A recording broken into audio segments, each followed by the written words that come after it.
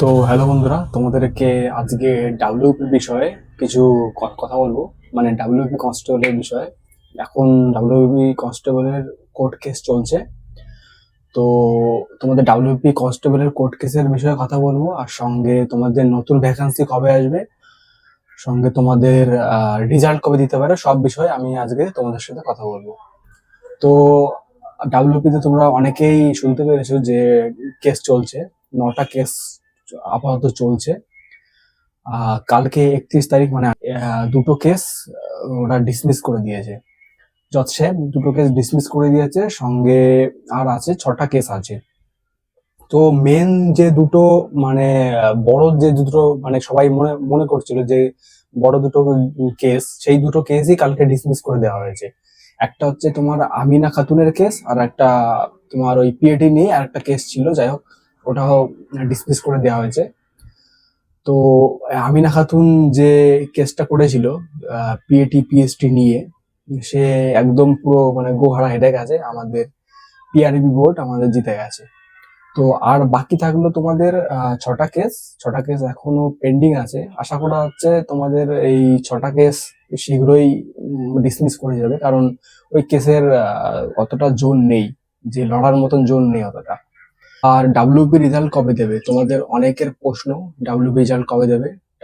WP result তোমাদের ভোটের আগে, অনেকে বলছে যে ভোটের আগে তোমাদের ডাব্লিউপি রেজাল্ট দেবে, কিন্তু আমার যতটা মনে হয় তোমাদের ভোটের আগে তোমাদের ডাব্লিউপি রেজাল্ট দেওয়ার মানে পসিবল বলতে পারো 90% আছে যে আহ, ভোটের আগে তোমাদের রেজাল্ট দেবে, ঠিক আছে।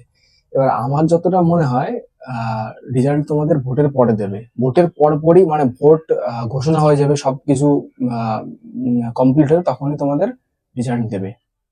আর আমাকে অনেকে কমেন্ট করেছো যে দাদা ডাব্লিউপি নিউ ভ্যাকান্সি কবে বেরাতে পারে। তো তোমাদের সেই বিষয়ে আমি কিছু কথা বলতে চাই।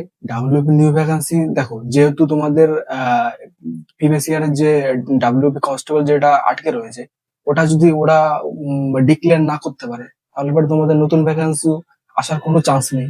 কারণ তোমাদের নতুন নতুন ভ্যাকান্সি তোমাদের জন্য অ্যালট রয়েছে। মোটামুটি 12,500 থেকে 13,000 মতো তোমাদের ভ্যাকান্সি তোমাদের জন্য রয়েছে। এবার পুরোনো ভ্যাকান্সি যতদিন না সেটা রেজাল্টটা দিতে পারছে, ততদিন তোমাদের নতুন ভ্যাকান্সি আসার কোনো চান্সই নেই। এবার যতটা আমার এক্সপিরিয়েন্স, আমার কারণ যেহেতু আমি এইবারটা এই ভ্যাকান্সিতে ছিলাম, সে রানিং এ ফেল গেছে, সেটা আলাদা ব্যাপার। নাম্বার মোটামুটি ভালো ছিল আমার। তো সেই বিষয়ে আর আমি কথা বলতে চাই না।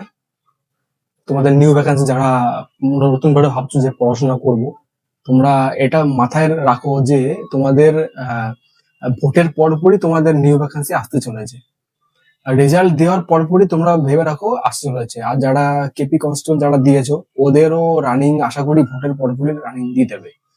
আর তোমরা নতুনরা তোমরা ভালো করে পড়াশোনা শুরু করো। আর যদি কারো যদি কোশ্চেন থাকে যে দাদা কি করে পড়াশোনা করব, আমার নতুন কোনো কিছু এখনো মধ্যে শুরু করিনি, তারা বলবো তোমরা পড়াশোনা আপাতত একটা যে কোনো একটা ইউটিউব চ্যানেল ফলো করো, ঠিক আছে। একটা ফাউন্ডেশন আপনারা তোমাদের যারা নিজেরা বাড়িতে করবেই, কারণ ইউটিউবে সবই আজকাল পাওয়া যায়, ঠিক আছে। তা তোমরা যারা ইউটিউবে করবে তারা ফাউন্ডেশনটা করে করে নেও।